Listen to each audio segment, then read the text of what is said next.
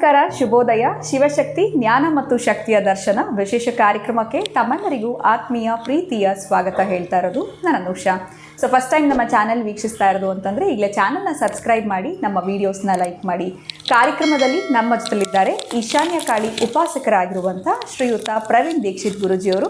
ಗುರುಗಳನ್ನ ಕಾರ್ಯಕ್ರಮಕ್ಕೆ ಸ್ವಾಗತಿಸೋಣ. ನಮಸ್ತೆ ಗುರುಗಳೇ, ಕಾರ್ಯಕ್ರಮಕ್ಕೆ ಆತ್ಮೀಯ ಸ್ವಾಗತ. ನಮಸ್ಕಾರ. ಯಾದೇವಿ ಸರ್ವಭೂತೇಶು ಶಿವಶಕ್ತಿ ರೂಪೇಣ ಸಂಸ್ಥಿತಾಂ ನಮಸ್ತಸ್ಯೈ ನಮಸ್ತಸ್ಯೈ ನಮಸ್ತಸ್ಯೈ ನಮೋ ನಮಃ. ಗುರುಗಳ ಇವತ್ತಿನ ಪ್ರಶ್ನೆ ಏನು ಅಂತಂದರೆ, ಈ ಅಶ್ವತ್ಥ ವೃಕ್ಷದ ಪ್ರದಕ್ಷಿಣೆಯನ್ನು ಸಾಕಷ್ಟು ಜನ ಹೆಣ್ಮಕ್ಳು ಮಾಡ್ತಾ ಇರ್ತಾರೆ ಅಂತ ಹೇಳ್ಬೋದು. ಇದರ ಒಂದು ವಿಶೇಷತೆ ಏನು, ಮಾಡೋದ್ರಿಂದ ಸಿಗುವಂಥ ಲಾಭಗಳೇನು, ಇನ್ನು ಯಾವ ಸಮಯದಲ್ಲಿ ಮಾಡಿದ್ರೆ ನಾವು ಅಂದ್ಕೊಂಡಿರುವಂಥ ಕೆಲಸಗಳನ್ನ ನಾವು ಸಾಧಿಸ್ಕೊಳ್ಳೋದಕ್ಕೆ ಸಹಾಯ ಆಗುತ್ತೆ, ಏನು ಹೇಳ್ತೀರಾ ಇದ್ರ ಬಗ್ಗೆ? ಖಂಡಿತ.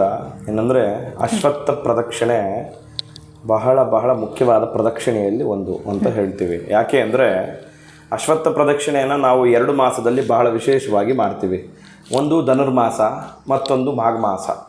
ಈ 2 ಮಾಸದಲ್ಲಿ ಬಹಳ ವಿಶೇಷವಾಗಿ ನಾವು ಅಶ್ವತ್ಥ ಪ್ರದಕ್ಷಿಣೆಯನ್ನು ಮಾಡಿ ಅಂತ ಹೇಳ್ತೀವಿ. ಯಾಕೆ ಅಂದಾಗ, ಅಶ್ವತ್ಥ ಮರ ಅಂದರೆ ಯಾರಿರ್ತಾರೆ ಅಶ್ವತ್ಥ ಮರದಲ್ಲಿ ಅಂದಾಗ ಮಹಾವಿಷ್ಣುವಿನ ಸಾನ್ನಿಧ್ಯ ಇರುತ್ತೆ.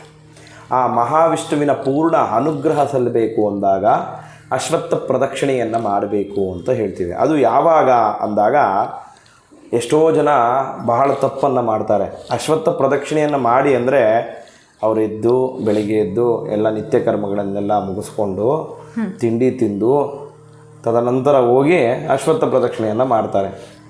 ಎಷ್ಟೋ ಜನನ ನಾವು ನೋಡಿದ್ದೀವಿ.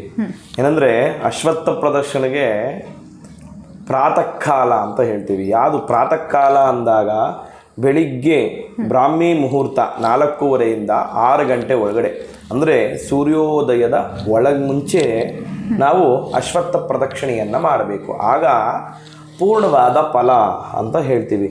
ಏನಕ್ಕೆ ಅಶ್ವತ್ಥ ಪ್ರದಕ್ಷಿಣೆಯನ್ನು ಮಾಡಬೇಕು ಅಂತ ಹೇಳ್ತೀವಿ ಅಂದರೆ, ವೈಜ್ಞಾನಿಕವಾಗಿ ಒಂದು ಉತ್ತರ ಸಿಕ್ಕತ್ತೆ. ಏನು, ನಿಮಗೆ ಹೆಲ್ತ್ ಇಶ್ಯೂಸ್ ಇದೆ ಮತ್ತು ಉಸಿರಾಟದ ತೊಂದರೆ ಇದೆ ಅಂದಾಗ ಅಶ್ವತ್ಥ ಪ್ರದಕ್ಷಿಣೆಯನ್ನು ಮಾಡಿದಾಗ ಅಶ್ವತ್ಥ ಮರದಲ್ಲಿ ಬಿಡುವ ಆಮ್ಲಜನಕ ಪ್ರಾತಃ ಕಾಲದಲ್ಲಿ ಪರಿಶುದ್ಧವಾಗಿರುತ್ತೆ ಅಂತ.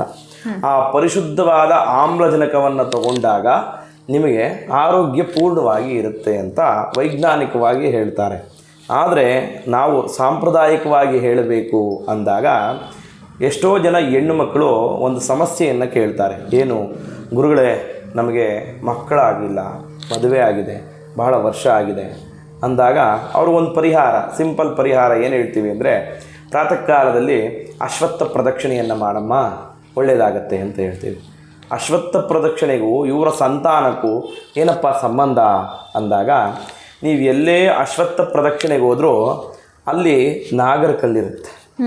ಬರೀ ಅಶ್ವತ್ಥ ಕಟ್ಟೆ ಒಂದೇ ಇರಲ್ಲ, ಅಲ್ಲಿ ನಾಗಪ್ಪನ ಒಂದು ಸಾನ್ನಿಧ್ಯ ಇರುತ್ತೆ. ಮತ್ತು ಅದರ ಜೊತೆ ವಿಶೇಷವಾಗಿ ನಮಗೆ ಬೇವಿನ ಮರದ ಸಾನ್ನಿಧ್ಯ ಕೂಡ ಇರುತ್ತೆ. ಅಶ್ವತ್ಥ ನಾರಾಯಣ, ಮಹಾಲಕ್ಷ್ಮಿ ಇವರಿಬ್ಬರ ಸಾನ್ನಿಧ್ಯದಲ್ಲಿ ನಾಗಪ್ಪ ನೆಲೆಸಿರ್ತಾನೆ. ನಾಗಪ್ಪ ಏನು ಆದಿಶೇಷ. ಆ ಆದಿಶೇಷನನ್ನು ಪ್ರದಕ್ಷಿಣೆಯನ್ನು ಮಾಡಿದಾಗ ನೀವು ಅಶ್ವತ್ಥ ಮರ, ನಾಗಪ್ಪ ಮತ್ತು ಬೇವಿನ ಮರ ಈ 3ಅನ್ನೂ ನೀವು ಪ್ರದಕ್ಷಿಣೆಯನ್ನು ಮಾಡ್ತಾ ಬಂದಾಗ ಯಾರಿಗೆ ನಾಗದೋಷವಿರುತ್ತೆ ಆ ನಾಗದೋಷ ಪರಿಹಾರವಾಗುತ್ತೆ. ಆಗ ಅವರಿಗೆ ಸತ್ಸಂತಾನವಾಗುತ್ತೆ ಅಂತ. ಮತ್ತು ನೀವು ಪ್ರದಕ್ಷಿಣೆಯನ್ನು ಮಾಡಿ ಅಂದಾಗ ಏನೋ ಕಾಟಾಚಾರಕ್ಕೆ 10-12 ಮಾಡಿಬಿಟ್ಟು ನಮಸ್ಕಾರ ಮಾಡಿ ಹೊರಟೋಗ್ತಾರೆ. ಪ್ರದಕ್ಷಿಣೆಗೆ ಒಂದು ಕ್ರಮ ಅನ್ನೋದಿರುತ್ತೆ. 108 ಪ್ರದಕ್ಷಿಣೆಯನ್ನು ಹಾಕಬೇಕು ಪ್ರತಿನಿತ್ಯವೂ. ಅಂದರೆ ಒಂದು ಸಂಕಲ್ಪ ಮಾಡ್ಕೋಬೇಕು, 11 ದಿನ 108 ಪ್ರದಕ್ಷಿಣೆಯನ್ನು ಹಾಕ್ತೀನಿ ಅಂತ ಹೇಳಿ ಒಂದು ಸಂಕಲ್ಪವನ್ನು ಮಾಡಿ ಆ 11 ದಿನವೂ ನೀವು 108 ಪ್ರದಕ್ಷಿಣೆಯನ್ನು ಹಾಕಬೇಕಾದ್ರೆ 108 ಹಣ್ಣುಗಳನ್ನು ಸಮರ್ಪಣೆ ಮಾಡಬೇಕು. ಎಲ್ಲಿಗೆ? ಅಶ್ವತ್ಥ ಬುಡಕ್ಕೆ. ಏನು, ಯಾವುದೋ ಒಂದು ಹಣ್ಣನ್ನು ತಗೊಳ್ಳೋದು, ಇಲ್ಲ ಶುಷ್ಕ ಫಲ ಅಂದರೆ ಖರ್ಜೂರವನ್ನು ತಗೊಳ್ಳೋದು, ಇಲ್ಲ ದ್ರಾಕ್ಷಿಯನ್ನು ತಗೊಳ್ಳೋದು, ಇಲ್ಲ ಗೋಡಂಬಿಯನ್ನು ತಗೊಳ್ಳೋದು. 108 ಪ್ರದಕ್ಷಿಣೆಗೆ 108 ಗೋಡಂಬಿ, 108 ದ್ರಾಕ್ಷಿ, ಇಲ್ಲ 108 ಖರ್ಜೂರ, ಈ ರೀತಿಯಾಗಿ ಆ ಬುಡದಲ್ಲಿ ಇಟ್ಟು ಪ್ರಾರ್ಥನೆ ಮಾಡಿ ತದನಂತರ ಅಶ್ವತ್ಥ ನಾರಾಯಣನಿಗೆ ನೈವೇದ್ಯವನ್ನು ಮಾಡಿ ಅಲ್ಲಿ ಅಶ್ವತ್ಥ ಪ್ರದಕ್ಷಿಣೆಯನ್ನು ಮಾಡ್ತಿರ್ತಾರಲ್ವ, ಅವ್ರಿಗೆಲ್ಲರಿಗೂ ಅದನ್ನು ವಿತರಣೆ ಮಾಡಬೇಕು. ಆ ವಿತರಣೆಯನ್ನು ಮಾಡಿದಾಗ ಆ ಅಶ್ವತ್ಥ ಮರದ ಪೂರ್ಣ ಪ್ರದಕ್ಷಿಣೆಯ ಫಲ ನಿಮಗೆ ದೊರಕುತ್ತೆ.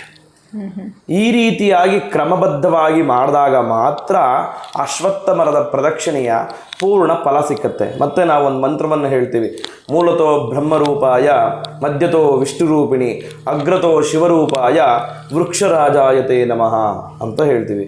ಮೂಲತೋ ಬ್ರಹ್ಮರೂಪಾಯ, ಬುಡದಲ್ಲಿ ಬ್ರಹ್ಮನಿರ್ತಾನೆ. ಮಧ್ಯತೋ ವಿಷ್ಣುರೂಪಿಣಿ ಅಂದರೆ ನಮಗೆ ಸಿಗೋ ಕೈ ಏನು ಜಾಗ ಇರುತ್ತಲ್ವ ಅಲ್ಲಿ ಮಹಾವಿಷ್ಣು ಸಾನ್ನಿಧ್ಯ ಇರುತ್ತಂತೆ. ಅಗ್ರತೋ ಶಿವರೂಪಾಯ ಅಂದರೆ ಮೇಲ್ಗಡೆ ನಾವು ಎಲೆಗಳನ್ನು ಬಿಟ್ಟಿರುತ್ತಲ್ವ ಆ ಜಾಗದಲ್ಲಿ ಶಿವನ ವಾಸವಾಗಿರುತ್ತಂತೆ. ಯಾರಿಗೆ ಬಹಳ ನೋವಿರುತ್ತೆ ಅವರು, ನೀವು ಇವಾಗ ಲೌಕಿಕ ಪ್ರಪಂಚದಲ್ಲಿ ಯಾರಿಗಾನ ಹೇಳ್ಕೊಂಡಾಗ ಅವರು ಆಡ್ಕೊಂಡು ನಗ್ತಾರೆ, ಅಯ್ಯೋ ನೋಡಪ್ಪ ಅವ್ನಿಗೆ ಆ ರೀತಿ ನೋವಿದೆ ಅಂತ. ಯಾರೂ ನಿಮ್ಮ ನೋವನ್ನು ತಗೊಳಕ್ಕಂತೂ ಸಾಧ್ಯವೇ ಇಲ್ಲ. ಬೇಕಾದ್ರೆ ನಿಮ್ಮ ಖುಷಿಯನ್ನು ತಗೊತಾರೆ ಹೊರತು ನೋವನ್ನು ತಗೊಳಕ್ಕೆ ಸಾಧ್ಯವಿಲ್ಲ. ಹಾಗಾಗಿ ಆ ಅಶ್ವತ್ಥ ಮರಕ್ಕೆ ಹೋಗಿ ನೀವು ಪ್ರದಕ್ಷಿಣೆಯ ನಂತರ ಆ ಮರವನ್ನು 2 ನಿಮಿಷಗಳ ಕಾಲ ತಬ್ಬಿ ನಿಮ್ಮ ನೋವನ್ನು ಅಶ್ವತ್ಥ ವೃಕ್ಷಕ್ಕೆ ತಿಳಿಸ್ಬೇಕಂತೆ. ಅಶ್ವತ್ಥ ವೃಕ್ಷಕ್ಕೆ ತಿಳಿಸಿದಾಗ ನಿನ್ನ ಮನೋಬಾಧೆಯನ್ನು ಅಶ್ವತ್ಥ ನಾರಾಯಣ ಮಹಾಸ್ವಾಮಿ ನಿವಾರಣೆಯನ್ನು ಮಾಡ್ತಾನಂತೆ. ಅದಕ್ಕೋಸ್ಕರ ಅದಕ್ಕೆ ಬಹಳ ವಿಶೇಷವಾದ ಮಂತ್ರವೇ ಇದೆ.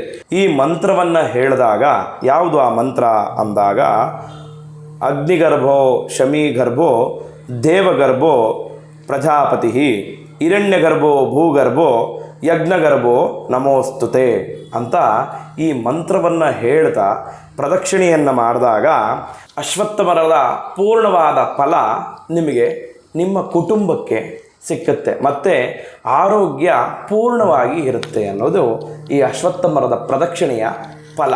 ಖಂಡಿತ ಗುರುಗಳೇ, ಅಶ್ವತ್ಥ ವೃಕ್ಷದ ಪ್ರದಕ್ಷಿಣೆ ಹಾಕೋದ್ರಿಂದ ಸಿಗುವಂಥ ಲಾಭಗಳು ಏನಿರುತ್ತೆ, ಜೊತೆಗೆ ಹೇಳ್ಕೊಳ್ಳದೆ ಇರೋಂಥ ಸಮಸ್ಯೆಗಳನ್ನ ನಾವು ಅಶ್ವತ್ಥ ವೃಕ್ಷವನ್ನು ತಬ್ಬಿಕೊಂಡು ನಮ್ಮ ಒಂದು ಸಮಸ್ಯೆಗಳನ್ನ ಇಟ್ಟಾಗ ಖಂಡಿತ ಅದಕ್ಕೆ ಆಗಿರುವಂಥ ಪರಿಹಾರ ನಮಗೆ ಸಿಕ್ಕುತ್ತೆ ಅಂತ ತಿಳಿಸಿದ್ರಿ. ಇನ್ನು ಅಶ್ವತ್ಥ ಮರದ ವಿಶೇಷತೆಗಳು ಏನು ಅಂತ ಕೂಡ ತಿಳಿಸ್ಕೊಟ್ಟಿದ್ದೀರಾ. ಬಹಳ ಧನ್ಯವಾದಗಳು ಗುರುಗಳೇ, ತಮಗೆ ನಮಸ್ಕಾರ. ಜೈ ಶ್ರೀಕೃಷ್ಣ. ಉತ್ತಮವಾಗಿರುವಂಥ ವಿಚಾರದ ಬಗ್ಗೆ ಇವತ್ತಿನ ಸಂಚಿಕೆಯಲ್ಲಿ ಗುರುಗಳು ನಮಗೆ ಮಾಹಿತಿನ ತಿಳಿಸ್ಕೊಟ್ಟಿದ್ದಾರೆ. ಮತ್ತೊಂದು ಹೊಸ ವಿಚಾರದೊಂದಿಗೆ ಮುಂದಿನ ಕಾರ್ಯಕ್ರಮದಲ್ಲಿ ತಮ್ಮನ್ನು ಭೇಟಿ ಮಾಡ್ತೀನಿ. ನಮಸ್ಕಾರ.